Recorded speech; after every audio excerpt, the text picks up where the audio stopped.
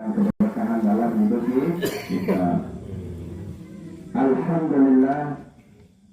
Alhamdulillahilladzi hadana bi abdihi mukhtar man da'ana ilaihi fil idni wa qad nadana labbaika ya man dallana wa hadana.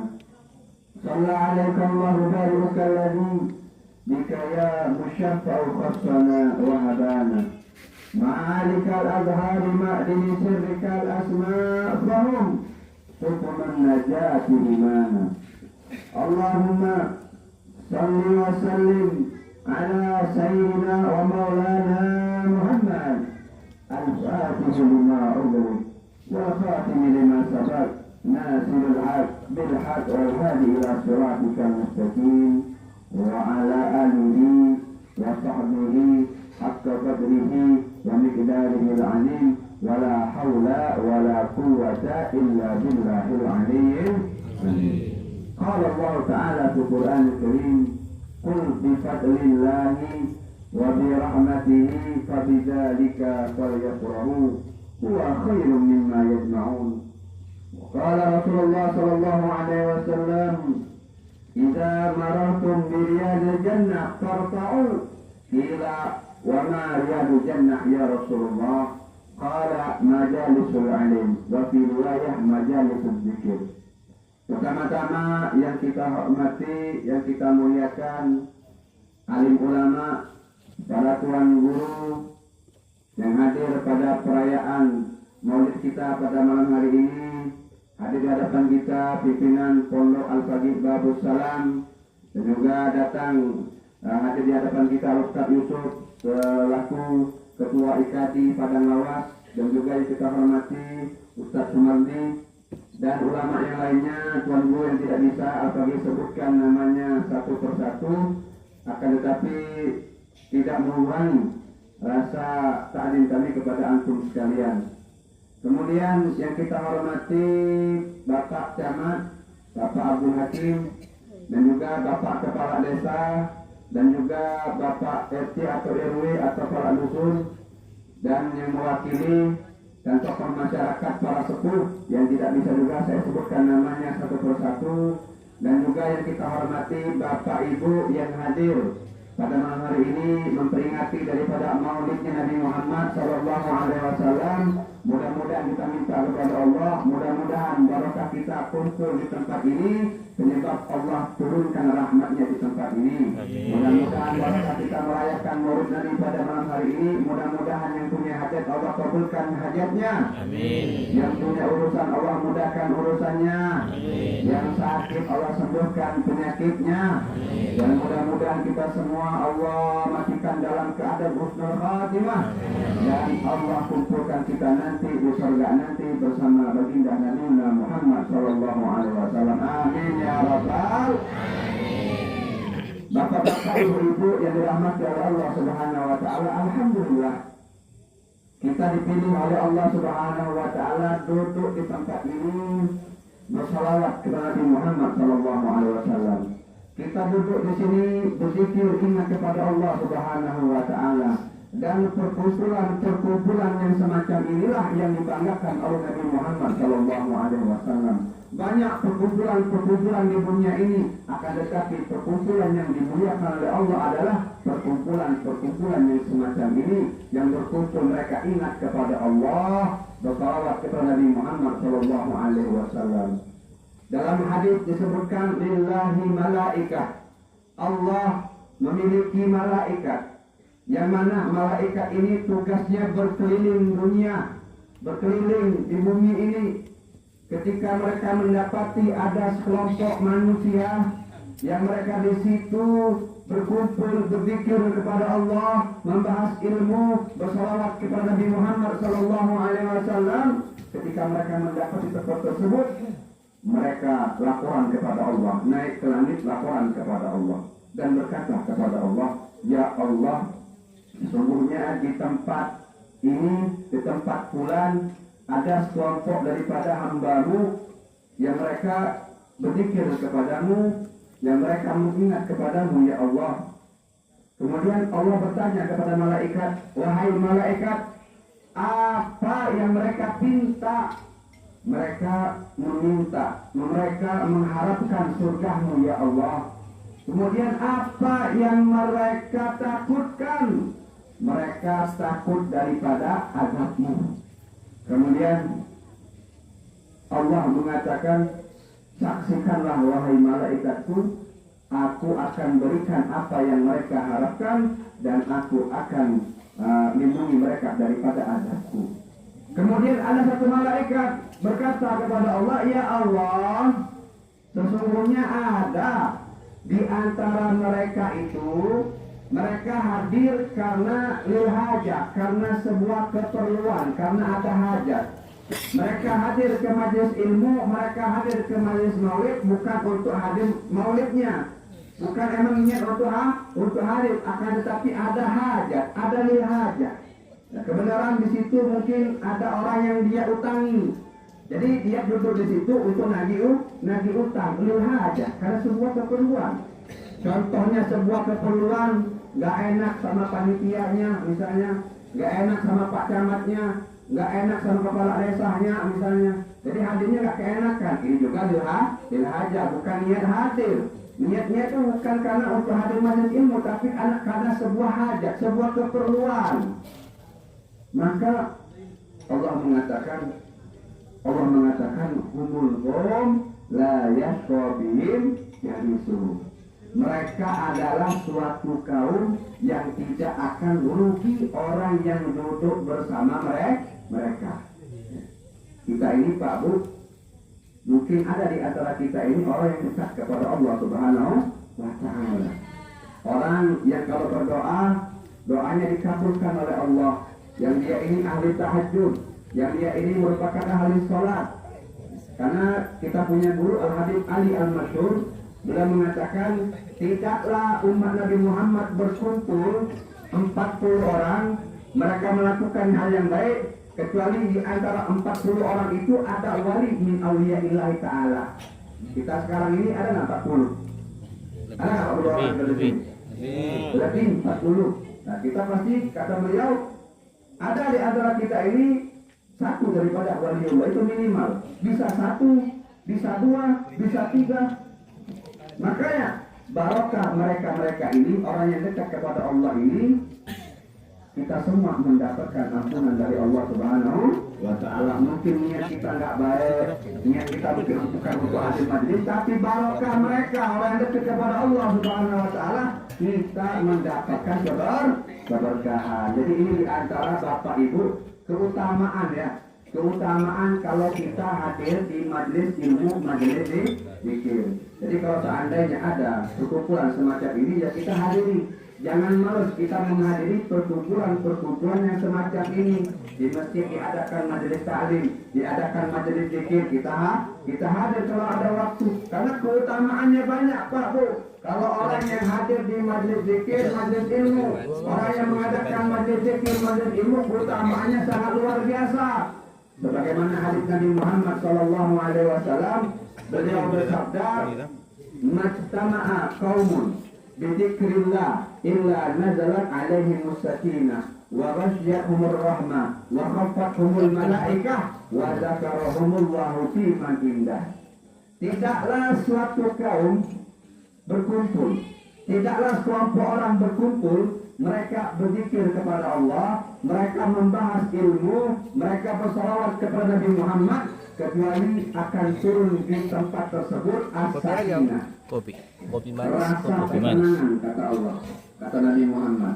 Tidaklah sekelompok kaum berkumpul berzikir kepada Allah, bersalawat kepada Nabi Muhammad, membahas ilmu syariat, kecuali akan turun di tempat tersebut as-sakinah, rasa ketenangan Bapak Ibu, rasa ketenangan jiwa. Yang mana Bapak Ibu, rasa ketenangan ini tidak kita dapatkan dengan kita mempunyai banyak harta. Yang mana rasa ketenangan ini tidak kita dapatkan dengan kita misalnya jalan-jalan ke tempat yang indah. Akan tetapi ini ketenangan dari Allah, ketenangan hakiki ya. Ketenangan hakiki ini awet. Di dunia dia tenang, di akhirat dia tenang. Karena Bapak Ibu, orang mencari ketenangan ini terbagi menjadi dua. Manusia mencari ketenangan di dunia ini terbagi menjadi dua. Ada golongan yang pertama, ini golongan orang-orang yang merugi, yaitu mereka mencari ketenangan lewat dunia. Mencari ketenangan lewat dunia. Oh, tenang kalau seandainya duitnya banyak, tenang. Kalau rumahnya bagus, mobilnya mewah, tenang. Dia mencari ketenangan lewat dunia. Ini ketenangan seperti ini, ketenangannya itu gak hakiki, ketenangannya palsu. Mungkin di dunia dia tenang, tapi tenangnya palsu. Di akhirat belum tentu dia tenang. Jadi hisab sama Allah hartanya tadi.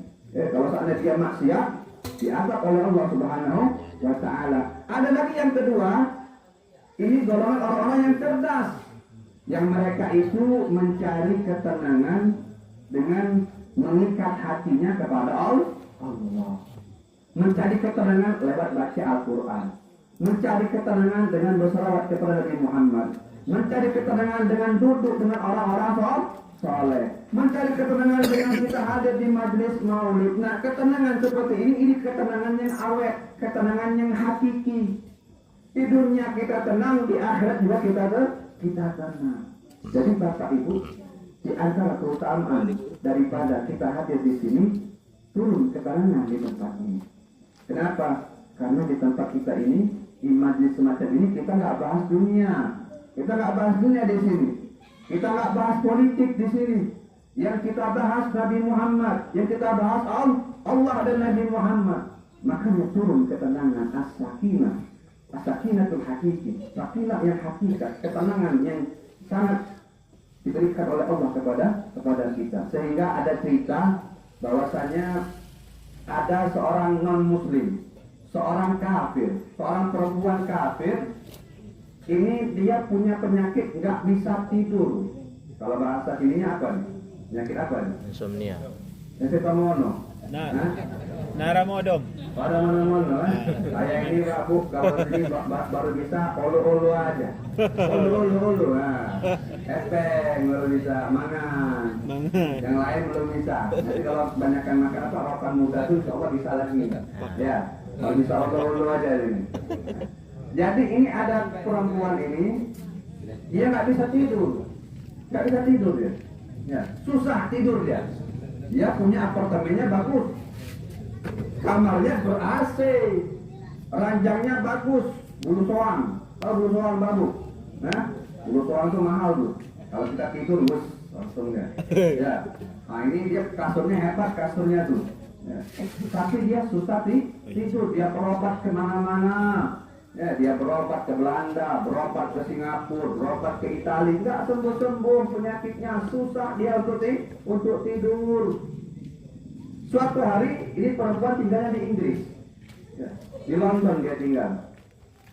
Suatu hari, dia lewat di pemukimannya orang Muslim.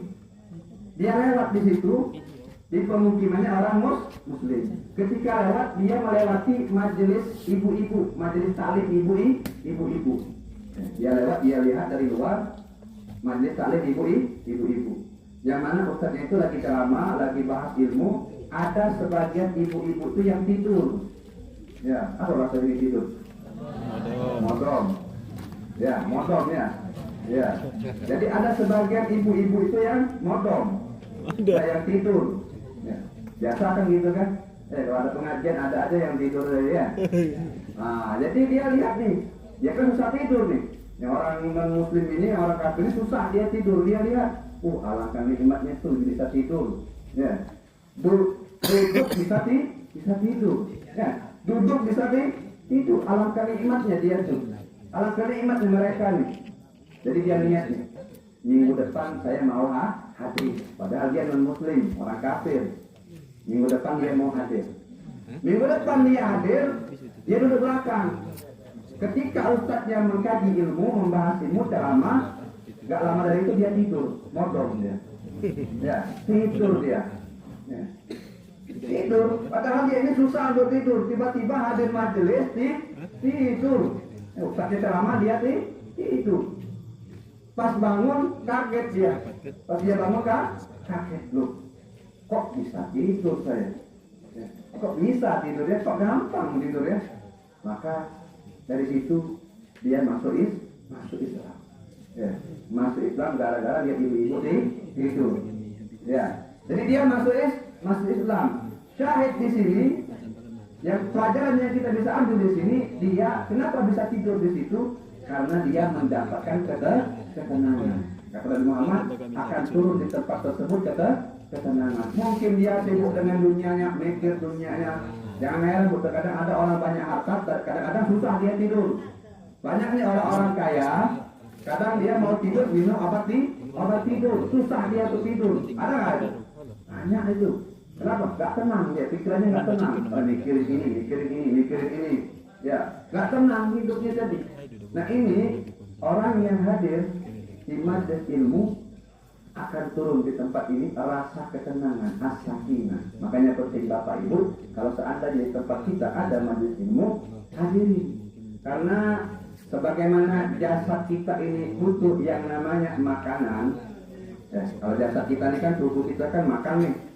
Mangan ya bahasa sininya ya. Ya, butuh mangan. Butuh makan. Kalau nggak makan 3 hari sakit nih kita punya tubuh. Bahkan bisa mati kalau seminggu. Nah, begitu juga ruh kita, hati kita, jiwa kita. Kalau ruh kita nggak kita kasih makan, mati ruh kita. Pertanyaannya, apa sih makanan ruh kita itu? Yaitu ilmu dan zikir. Kalau orang dalam ruhnya nggak pernah dikasih makanan, ruhnya mati.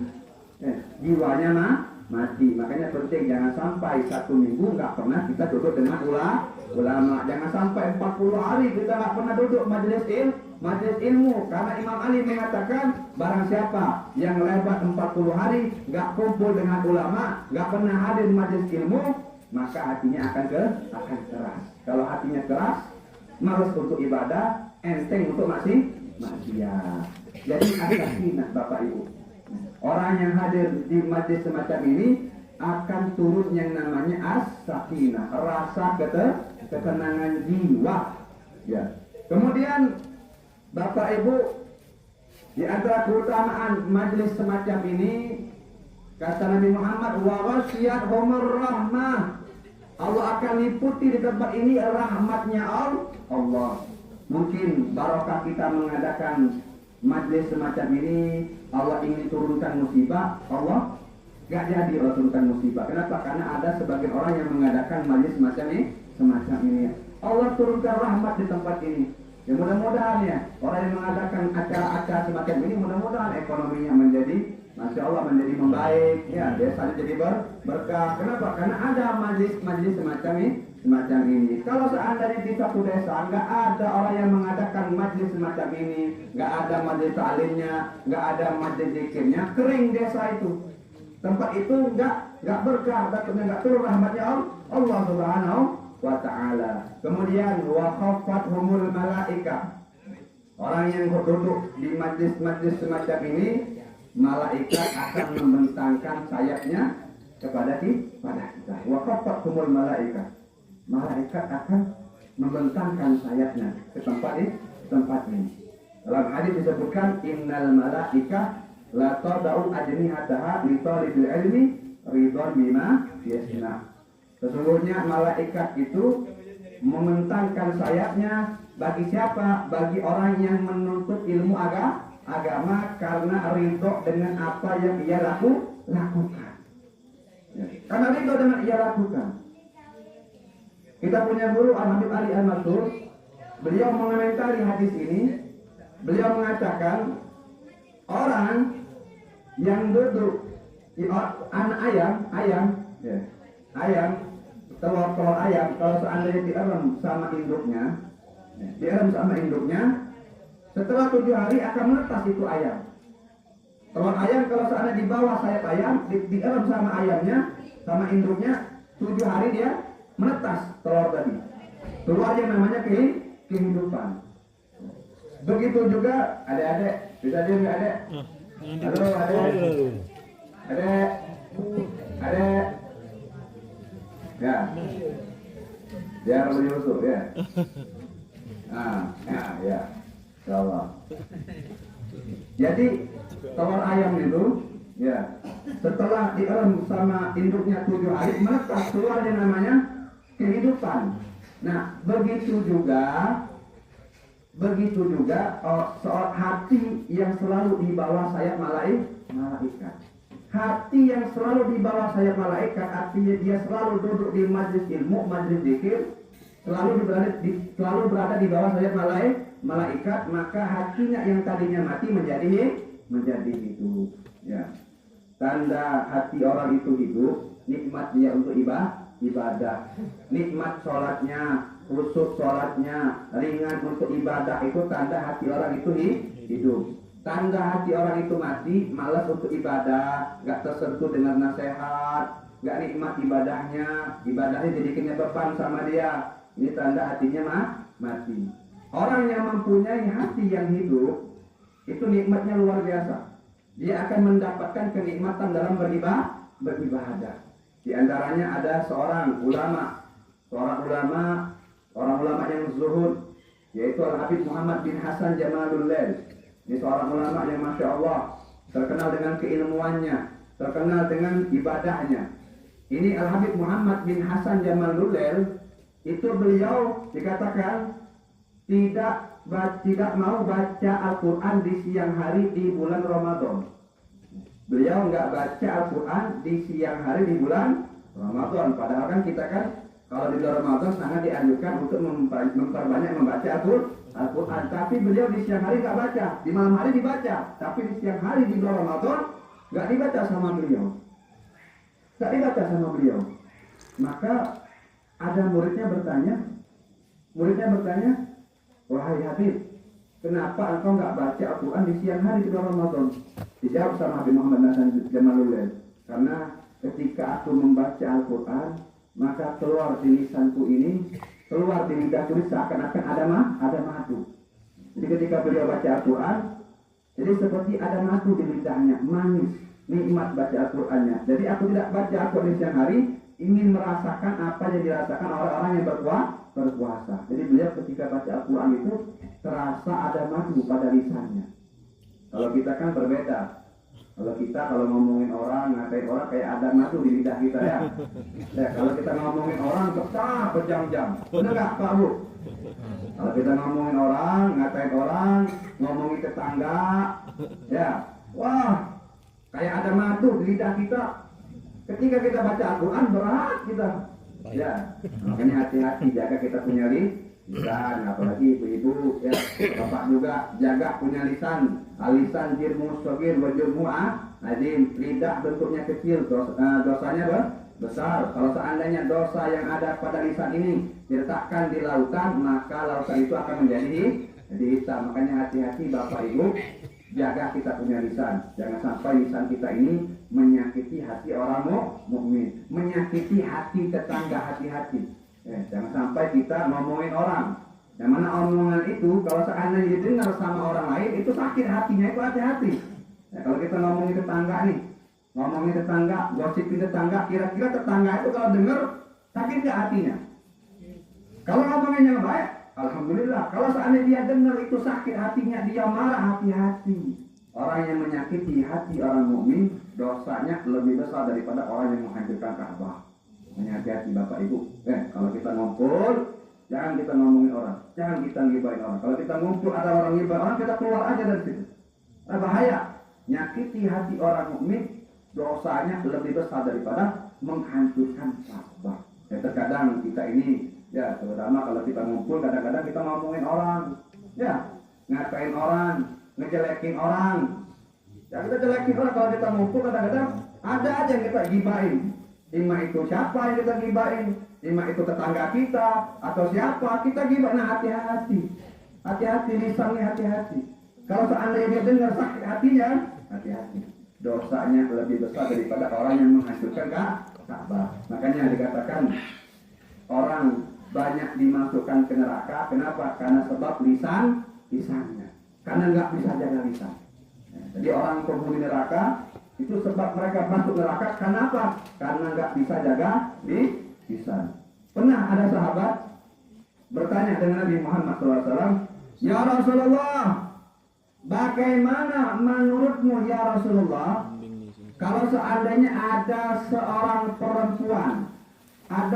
perempuan, dia rajin ibadah, tahajudnya nggak tinggal, di malam hari dia sholat tahajud, di siang hari dia puasa sunnah, puasa Senin Kamis nggak tinggal sama dia. Tapi dia sering menyakiti hati tetangganya dengan lisannya. Ya, ada seorang perempuan, tapi ini hadis bukan untuk perempuan, laki-laki juga. Kebenaran perempuan yang ditanya. Bagaimana menurut Rasulullah tentang perempuan ini yang wajib ibadah, ya malamnya ibadah, siangnya puasa, tapi menyakiti hati tetangganya dengan lisannya. Maka halo kambing, kami ini mau ikut kajian juga. Ya, insya Allah. Enak kalau kambing Bu, Pak Abu. Kalau yang kan ikut kan dia kan. Nah, kalau yang datang harimau lari semua gitu. Nah, insya Allah. Ya. Jadi Bapak Ibu, ditanya sama Nabi Muhammad, ditanya bagaimana perempuan ini? Simple, ringkas Nabi Muhammad nanyanya. Iya benar kan Muhammad. Dia di neraka. Rasulullah ini ahli ibadah, rajin dia tahajud, rajin baca Al-Quran, rajin dia puasa sunnah, kok bisa masuk neraka? Bapak Ibu, tidaklah seorang itu dikatakan orang soleh kecuali dia telah memenuhi hak-haknya Allah dan haknya hamba-hamba Allah. Kalau ada orang hanya memenuhi hak-haknya Allah, tapi hak-hak hamba Allah dia tidak terpenuhi, maka bukan dikatakan orang soleh atau soleha. Dia rajin sholat, rajin puasa, tapi nggak pernah menyakiti hati saudaranya. Hak-hak hamba Allah dia nggak penuhi. Dia ganggu saudaranya, dia ganggu tetangganya, dia gosipi tetangganya, ngomongi tetangganya, nyakiti hati tetangganya. Ini bukan dikatakan orang soleh atau soleha. Makanya Nabi mengatakan iya benar, dia di neraka. Makanya Bapak Ibu, sekali lagi ayo jaga kita punya lisan. Ya, jangan enteng lisan kita ini. Kalau kita ngomong itu mikir dulu, kira-kira omongan kita ini ada manfaatnya atau tidak. Omongan kita ini ada nyakiti hati orang muslim atau tidak. Nabi Muhammad mengatakan man kana yu'minu billahi wal yawmil akhir falyaqul khairan aw liyasmut. Barang siapa yang beriman kepada Allah dan hari kiamat, maka berkatalah yang baik atau diam. Ya. Kalau kita nggak bisa berkata yang baik, maka diam. Dan Bapak Ibu, lisan ini ada dua.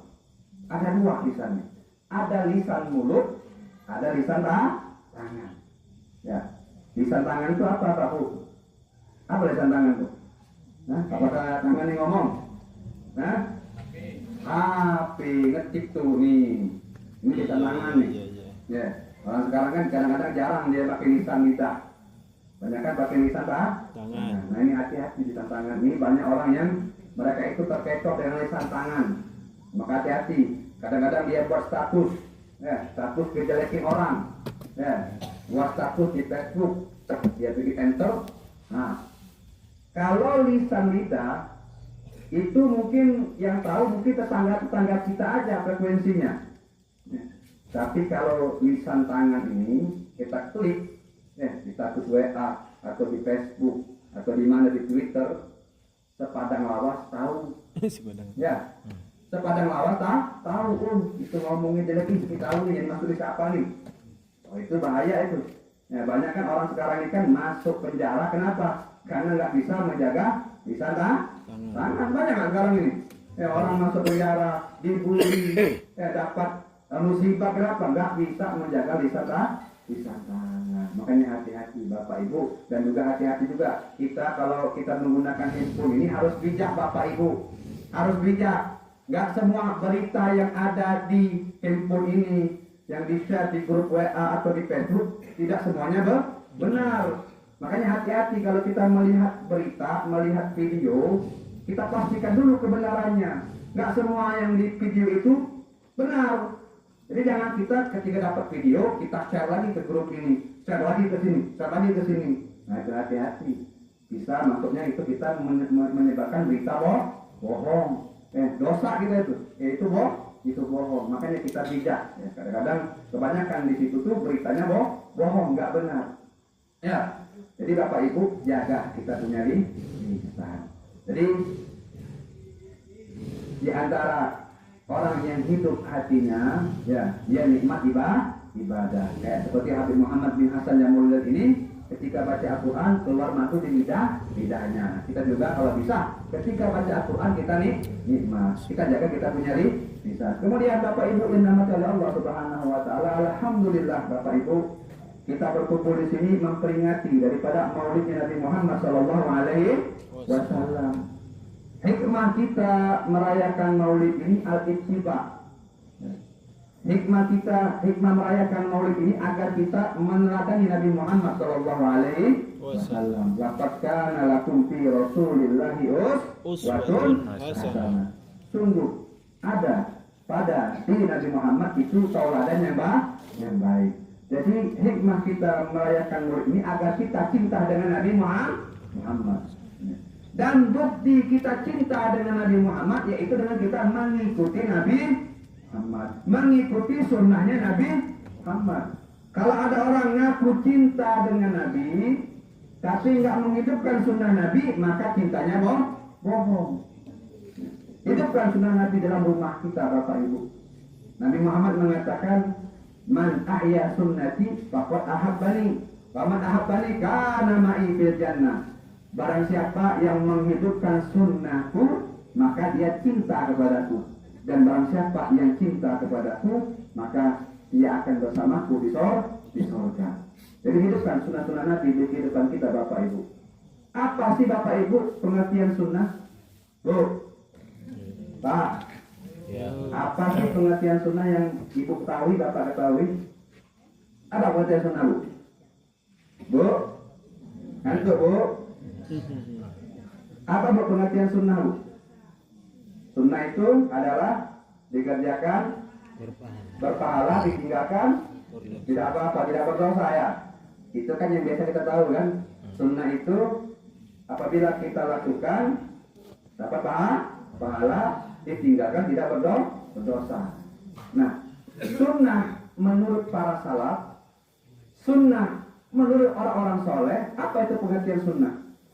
Sunnah itu Bapak Ibu menurut mereka adalah apabila kita kerjakan menyenangkan hati Nabi Muhammad. Apabila kita kerjakan mengembirakan hati Nabi Muhammad, dan apabila kita tinggalkan menyedihkan hati Nabi Muhammad. Itu sunnah menurut para salaf. Jadi sunnah menurut para salaf, apabila kita lakukan menyenangkan hati Nabi, kalau kita tinggalkan menyedihkan hati Nabi. Ibu pengen menyedihkan hati Nabi?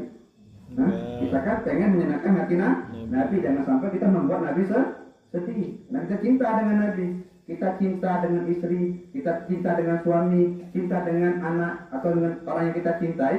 Kita kan berusaha untuk menyenangkan hatinya. Kita berusaha untuk melakukan sesuatu yang membuat dia senang. Jangan sampai kita melakukan sesuatu yang membuat dia sedih. Itu tanda cinta. Begitu juga Bapak Ibu kita lakukan kepada Nabi Muhammad. Ya. Tanda sunnah apabila kita lakukan menggembirakan hati Nabi. Kalau kita tinggalkan menyedihkan hati Nabi, kita akan menjadikan hati Nabi. Nah, jadi kalau kita punya pikiran semacam ini, kita tidak akan meremehkan sunnah. Nah, kalau yang definisi tadi itu, sunnah juga. Kenapa enggak ini? Tidak sholat duha, sunnah juga. Kalau enggak dilakukan enggak apa-apa juga. Nah, tapi kalau kita pakai definisi ini, kalau kita enggak sholat duha, Nabi sedih. Kalau saya enggak baca doa ketika di masjid, Nabi sedih. Kalau saya seandainya pas tidur enggak baca doa tidur, Nabi sedih. Nah, kalau kita pakai definisi ini, insya Allah kita istiqomah melakukan sunnahnya Nabi Muhammad Sallallahu Alaihi Wasallam. Kemudian Bapak Ibu, di antara sunnah Nabi yang mungkin sudah jarang dilakukan oleh umatnya Nabi Muhammad adalah sunnah memakai siwak. Bapak Ibu tahu siwak? Apa siwak itu? Kayu arok ya, kayu ada di sini baru. Di kota tuh ada yang jualnya. Ini siwak ini siwak. Ini sunnah Nabi yang sudah jarang dilakukan oleh umat Nabi Muhammad. Terkadang ditanya ini apa, nggak tahu dia. Siwak itu apa, nggak tahu, saking jarang dilakukan. Padahal ini sunnah Nabi. Kalau kita kerjakan menyenangkan hati Nabi, kalau kita tinggalkan membuat Nabi sedih. Ini faedahnya besar, tapi dianggap orang remeh. Ini antara sunnah Nabi yang sudah jarang dilakukan. Nabi Muhammad mengatakan, barang siapa yang menghidupkan sunnahku ketika orang tidak lagi melakukannya, maka dia mendapatkan pahala 70 orang mati syahid. Dalam riwayat 100 orang mati syahid. Itu faedah kalau kita menghidupkan sunnah Nabi yang sudah jarang dilakukan. Ini Bapak Ibu siwak. Faedahnya luar biasa. Sunnah. Ketika kita sholat, sebelum kita sholat disunnahkan kita memakai siwak. Baik sholat wajib, baik sholat sunnah, disunnahkan kita memakai siwak. Ketika kita baca Al-Quran, pakai siwak. Ini sunnah Nabi. Dan faedahnya besar Bapak Ibu. Dikatakan rakaatani bisiwak khairun min sab'ina rakaatan bila siwak. Dua rakaat sholat menggunakan siwak lebih baik daripada 70 rakaat yang nggak pakai siwak. Ada orang sholat nih, 2 orang. 1-2 rakaat pakai siwak, satu lagi 2 rakaat nggak pakai siwak. Mana yang ibadahnya, mana yang besar pahalanya? Yang pakai siwak. Ada 2 rakaat sholat memakai siwak seperti 70 rakaat yang nggak pakai siwak. Ya, makanya penting, rugi kalau seandainya kita sholat nggak pakai siwak. Ini kenapa? Pahala kita banyak. Nabi Muhammad mengatakan, kalau tidak memberatkan umatku, maka aku akan perintahkan mereka untuk bersiwak setiap sholat. Banyak sekali Bapak Ibu faedah orang yang pakai siwak. Di antara keutamaan daripada orang yang memakai siwak, membuat Allah ridho. Allah senang dengan orang yang memakai siwak. Kemudian membuat setan menjadi murka. Kemudian faedah orang yang istiqomah memakai siwak ini Bapak Ibu, membuat lidah kita menjadi fasih. Nah, jadi mungkin ada di antara kita baca Al-Quran kayak susah menyebutkan makhraj huruf. Coba istiqomahkan pakai siwak. Orang yang memakai siwak membuat lidahnya menjadi fasih. Dan juga faedah memakai siwak ini membuat gigi kita menjadi putih, mulut kita menjadi harum. Dan juga di antara faedah daripada memakai siwak ini menghilangkan penyakit lambung, penyakit asam lambung. Orang yang merutinkan daripada memakai siwak, insya Allah terhindar daripada penyakit asam lambung. Kemudian di antara faedah orang yang memakai siwak ini Bapak Ibu adalah, di antara faedahnya itu yuwi sulhina. Ya, orang yang istiqomah memakai siwak mewariskan kekayaan. Ya, Allah cukupkan hartanya. Allah mudahkan rezekinya orang yang rutin memakai siwak. Dan Bapak Ibu, di antara faedah siwak yang paling besar, Bapak Ibu adalah Allah mudahkan lidah kita untuk mengucapkan kalimat la ilaha illallah ketika sakaratul maut. Ya. Ketika sakaratul maut, lidah kita enteng untuk mengucapkan kalimat la ilaha illallah. Yang mana Nabi Muhammad mengatakan, barang siapa yang akhir perkataannya la ilaha illallah dakhalal jannah. Barang siapa yang akhir perkataannya la ilaha illallah bakal masuk surga. Ini nikmat. Pengen Bapak Ibu maknanya ketika sakaratul maut dimudahkan oleh Allah. Nah, nggak semua orang itu ketika sakaratul maut bisa untuk mengucapkan kalimat tauhid. Nah, ini dari Nabi ajarkan. Kalau di antara faedah pakai siwak, kalau kita rutin istiqomah pakai siwak, Allah mudahkan kita ketika sakaratul maut untuk mengucapkan kalimat la ilaha illallah. Nabi Muhammad sangat memperhatikan untuk memakai siwak. Bahkan beliau ketika dekat ajalnya, ketika sakaratul maut, beliau melihat ada siwak. Ada sahabat membawa siwak, beliau memberitahukan kepada Sayyidina Aisyah untuk dipakaikan siwak. Ketika dekat ajalnya pun Nabi Muhammad memakai siwak. Artinya ini sunnah yang banyak sekali faedahnya tapi jarang kita lakukan. Makanya Bapak Ibu ketika kita sholat siwak. Kadang kita kebalik, tidak. Ketika sholat bukannya siwakan tapi rokokan dulu. Ya, rokok, habis rokok langsung sholat. Nah ini nggak ada sama Allah. Masa kita sholat bau rokok? Ya nggak apa-apa lah kita rokok yang makruh ya. Rokok itu makruh, ada yang mengatakan haram ya. Kita bilang makruh ya, makruh aja lah. Ya kita marahin rokok ya, jangan haram lah. Makruh ya. Yang paling entengnya rokok itu kan punya makruh. Ya. Nah, ketika kita sholat pakai siwak, kita beli rokok ya beli juga siwak, ngimbangin jadinya. Ngimbangin, jangan kita beli rokok, siwak nggak pernah kita beli. Ketika kita sholat, kita rokokan dulu sebelumnya itu. Jika udah iqomah, dekat-dekat iqomah, baru kita buang itu rokok tadi, langsung sholat. Bau rokok, kira-kira ada nggak ini? Nggak ada Bapak. Kita kalau ketemu sama presiden kayak gitu, mau kita? Nah, ketemu presiden nih, ada presiden datang misalnya nih, rokokan dulu. Nah, nggak mungkin kan? Ya, nggak ada itu. Nah, kita ketemu Allah, masa bau rokok, siwakan. Kantong siwak, Bapak kantong rokok, kantong isi siwak. Ya, kita kadang-kadang sanggup nih beli rokok nih, sehari 1 bungkus 30.000, beli siwak agak mau. Beli rokok 30.000 tuh, sehari 30.000 sempurna. Ya, paling mahal karena naik rokok sekarang. Ya, paling murah 20.000 beli rokok tiap hari.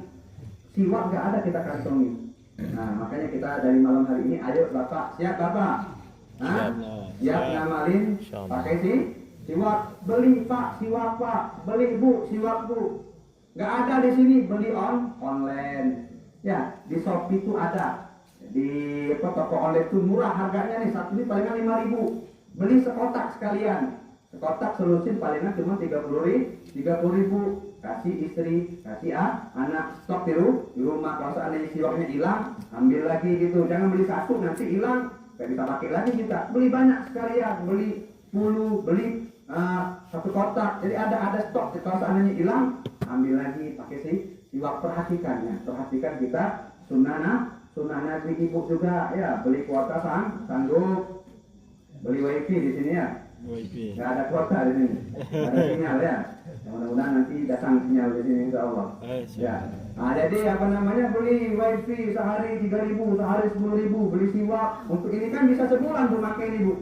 2 bulan bisa. Cara makainya gimana Bapak Ibu? Ini kan siwak kayu Arab nih, kita tinggal kita kerok, ujungnya kita giniin nih. Ujungnya kayak sikat gigi jadi. Kayak serbuk-serbuk kita pakai pas sholat nih kayak gini megangnya nih.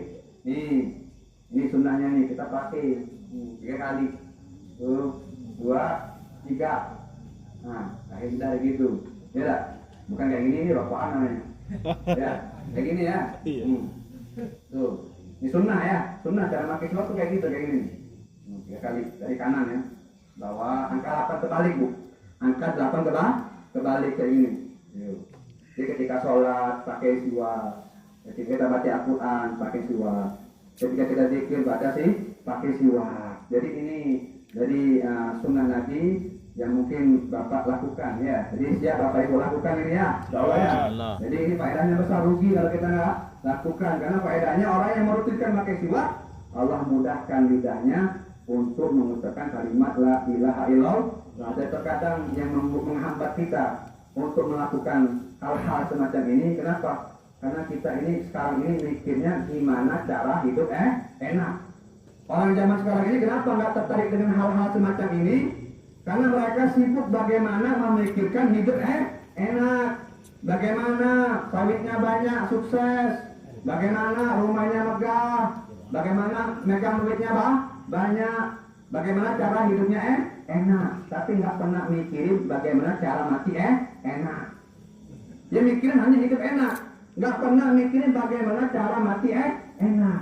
Ketika mati dalam keadaan sujud, tak pernah dia pikirin. Ketika mati lidahnya mudah untuk mengucapkan kalimat la ilaha illallah. Makanya Bapak Ibu, ayo tanamkan di hati kita rasa cinta dengan sunnah Nabi. Karena sunnah Nabi ini apabila kita lakukan menyenangkan hati Nabi, dan apabila kita tinggalkan menyedihkan hati Nabi Muhammad Sallallahu Alaihi Wasallam. Kemudian mudah-mudahan Allah Subhanahu Wa Taala jadikan perkumpulan kita ini perkumpulan yang dirahmati oleh Allah Subhanahu Wa Taala. Kemudian Bapak Ibu, kita dari lembaga Suraya Ummah mengajak Bapak Ibu untuk membantu meringankan saudara kita yang ada di Palestina, yang ada di Gaza, yang mereka sampai saat ini dibantai oleh Zionis Israel.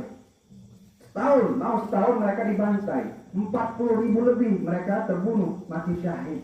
Dan sampai sekarang mereka terancam nyawanya. Makan susah, minum susah, tidur susah. Kita enak nih, makan ada, tidur nyenyak kita. Mereka nggak nyenyak tidur, bom datang. Makan susah, minum susah. Saking susahnya pernah mereka itu makan makanan ternak. Saking mereka kelaparan, nggak ada makanan, yang dimakan apa? Makanan ternak, kayak ikan. Kalau kayak ikan Bu, dimakan sama mereka. Susah mereka. Jadi kita dari Suraya Ummah mengajak Bapak Ibu untuk membantu meringankan saudara kita yang ada di Palestina, yang insya Allah lebih jelasnya lagi akan dijelaskan oleh Ustaz Ali, yang insya Allah beliau akan menyarankan kepada kita, menjelaskan kepada kita peristiwa terupdate di Palestina. Kepada beliau kita persilakan. Dan ini yang bisa saya sampaikan. Kalau ada salah kata saya minta maaf. Ada kata yang menyinggung saya minta maaf. Wassalamualaikum warahmatullahi taala wabarakatuh.